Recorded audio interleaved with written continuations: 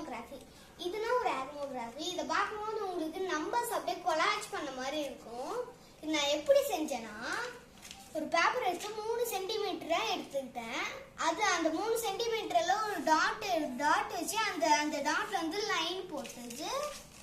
அப்புறம் மடக்கிட்டு ஒரு நம்பரே இல்லை இமேஜ் குறம் பண்ணிக்கலாம். ஒரு 1 இங்கே எழுதிட்டு இங்கே விட்டு கேப் போட்டு 2 எழுதிட்டு கேப் போட்டு 3 எழுதணும்.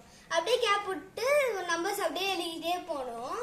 இப்போ என்னன்னா, இதில் நீங்கள் இப்படி பார்க்கும்போது 1 2 3 கிரீன்ல தெரியும். இப்படி பார்க்கும்போது 1 2 3 ரெட்ல தெரியும்.